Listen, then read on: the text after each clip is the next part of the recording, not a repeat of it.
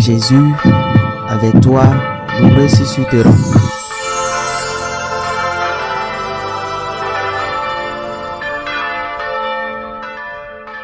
En ce temps-là, Jésus disait à ses disciples, j'ai encore beaucoup de choses à vous dire, mais pour l'instant, vous ne pouvez pas les porter. Quand il viendra, lui, l'Esprit de vérité, il vous conduira dans la vérité tout entière. En effet, ce qu'il dira ne viendra pas de lui-même, mais ce qu'il aura attendu, il le dira. Et ce qui va venir, il vous le fera connaître. Lui me glorifiera, car il recevra ce qui vient de moi pour vous le faire connaître. Tout ce que possède le Père est à moi. Voilà pourquoi je vous ai dit, l'Esprit reçoit ce qui vient de moi pour vous le faire connaître. Acclamons la parole de Dieu. Aujourd'hui, l'Église célèbre la mémoire liturgique de Notre-Dame de Fatima. Un grand jour pour le Portugal, un grand jour pour tous ceux qui aiment la Vierge, c'est-à-dire que cela devrait être un grand jour pour tous les catholiques, car on ne peut pas concevoir un catholique qui n'aime pas la Mère de Dieu. L'apparition de Notre-Dame à Fatima aux trois petits bergers, deux d'entre eux déjà canonisés, et la troisième, sœur Lucie, dont le procès est en cours, a été extrêmement importante et elle continue de l'être pour la vie de l'Église aujourd'hui. En un jour comme celui-ci, il convient de s'en souvenir. La première chose à comprendre est que la Vierge, comme toujours, lorsqu'elle apparaît, vient faire ce que fait toutes les mères avec son enfant, l'avertir. Avertissement. Quand une mère voit que son enfant se comporte mal, parfois pour ces petites choses, parfois pour des choses plus graves, ne lui dit-elle pas avec affection, cela ne va pas mon fils, fais attention. Voilà ce qui peut t'arriver si tu n'étudies pas. Tu vas échouer. Si tu ne manges pas correctement, tu ne grandiras pas en bonne santé. Une mère ne corrige-t-elle pas? N'avertit-elle pas avec amour?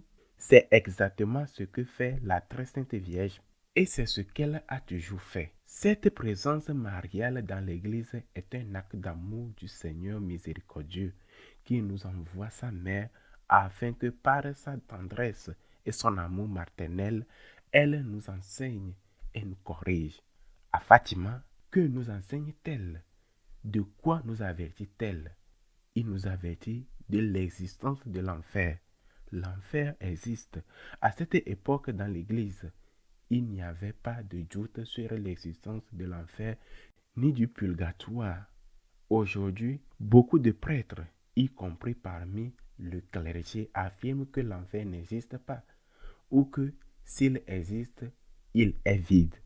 Pourtant, le Seigneur parle avec une grande clarté de l'existence de l'enfer et il dit même qu'il va, ceux qui vont rester là-bas, maudits de mon Père, j'avais faim et vous ne m'avez pas donné à manger.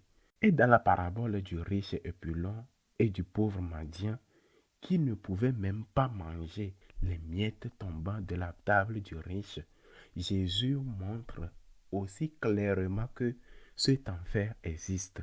L'Église nous l'enseigne également. Nous le professons dans le credo. Entre sa mort et sa résurrection, notre Seigneur descend aux enfers pour sauver les justes qui attendaient la résurrection du Christ. Cette rédemption du Seigneur. Première leçon de Notre-Dame de Fatima, l'enfer existe. Et cela dérange déjà beaucoup de gens. Ils disent, mais parler ainsi, c'est présenter un Dieu qui fait peur. Voyons quand vous allez chez le médecin et ce médecin vous dit, vous avez un taux de sucre élevé. Vous courez le risque de devenir aveugle et même de devoir subir l'amputation d'un membre. Il faut corriger votre glycémie. Est-ce que ce médecin vous fait peur? Ou bien qu'il est en train de vous sauver la vie? Quel genre de médecin serait celui qui dirait à un malade ayant trop de sucre dans le sang: ce n'est rien mon client, mangez autant de gâteaux, de chocolat et de produits sucrés. Prenez plaisir que vous voulez, cela ne pose aucun problème. Quel type de médecin serait-ce?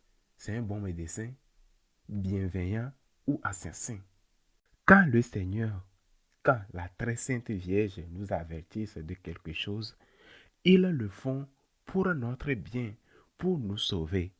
Que cela ne nous plaise pas à attendre, c'est autre chose. J'imagine que la personne diabétique à qui le médecin dit les sucreries, c'est terminé, n'aime pas l'attendre.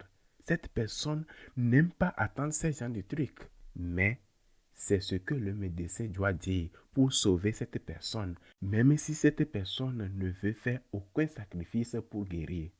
Deuxième enseignement de la Vierge, elle appelle à la pénitence, à la conversion. Et c'est un message d'espérance parce qu'elle dit: tes péchés sont pardonnés dès l'instant où tu te repens. Demande pardon. Dès que tu demandes pardon, tes péchés sont pardonnés. Dès que tu fais une confession sincère, dès que tu médites sur ce que tu fais la part des choses, tu détectes le bien du mal et tu demandes pardon, tes péchés sont pardonnés. Ce que nous voulons souvent, ce que beaucoup veulent, c'est continuer à faire ce qui leur plaît sans conséquence. Je reprends l'exemple précédent. Le médecin vous dit: il y a une solution. Oui, vous avez du diabète, mais il y a une solution. Vous devez vous convertir, c'est-à-dire changer de mode de vie.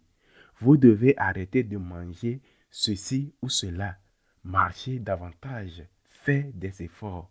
Une conversion dans ce cas physique, mais il y a une solution. Le Seigneur, la Vierge nous disent la même chose. Dieu est riche en miséricorde, mais il faut changer de vie. Il faut se convertir. Aujourd'hui, entendre parler de conversion est presque devenu interdit, mal vu, proscrit. Conversion? Mais, puisque nous sommes parfaits, de quoi devrons-nous nous convertir? De rien. Nous sommes parfaits. Nous avons supprimé la notion même de péché. Et notre mère, avec amour par amour, nous dit: vous vous trompez, mes enfants. Vous allez vers la ruine, vers le désastre.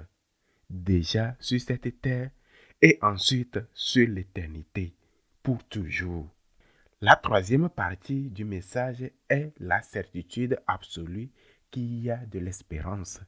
Il est vrai que dans cette troisième partie apparaît l'homme vêtu de blanc, un homme vêtu de blanc qui montre seul une colline et qui est frappé mortellement.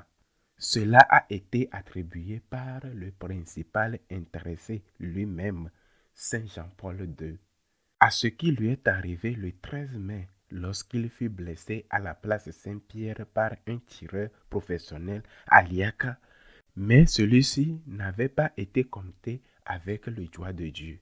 Le doigt de Dieu, ce fut ceci: la balle tirée à courte distance, elle ne pouvait pas manquer sa cible, frôla pourtant le petit doigt du pape, et cela dévia la trajectoire de quelques millimètres, empêchant qu'elle atteigne directement son cœur. Le pape fut sauvé. Cela était une annonce de ce qui allait arriver, et cela arriva. Mais ce n'était pas là la partie la plus importante. La partie la plus importante est celle-ci: à la fin, mon cœur immaculé triomphera. L'avertissement concernant le communisme, la demande de consacration du monde fait avec tous les évêques de l'Église, accompli par le pape Saint Jean-Paul II, et dont sœur Lucie elle-même confirma qu'elle avait été faite correctement lors de la seconde consacration, eut pour conséquence peu de temps après la chute de l'empire du mal, de cet empire terrible et effrayant qu'était et qu'est encore le communisme. Tout cela est le signe que la promesse s'accomplit. À la fin, mon cœur immaculé triomphera. Le message de Fatima est un message d'avertissement et d'espérance. L'enfer existe. Tu dois te convertir, de faire pénitence. Tu dois lutter. Mais garde confiance. Garde confiance. Le mal gagne beaucoup de batailles, mais il ne gagne jamais la guerre. Le démon croyait avoir vaincu lorsqu'il vit Jésus crucifié, ce qu'il ne savait pas, car le démon ne connaît pas l'avenir. C'est le Christ qui allait ressusciter, et il est ressuscité. À la fin, mon cœur immaculé triomphera. Montrons notre confiance en Dieu. Continuons à faire le bien. Combattons en sachant que, même si nous subissons beaucoup de défaites, la victoire finale est de notre côté. Car, comme l'archange Saint-Michel dit à Lucifer, qui est comme Dieu, qui est comme Dieu, à la fin, mon cœur immaculé, disait Marie, triomphera. Bonne fête de Fatima à tous. Qu'il soit ainsi.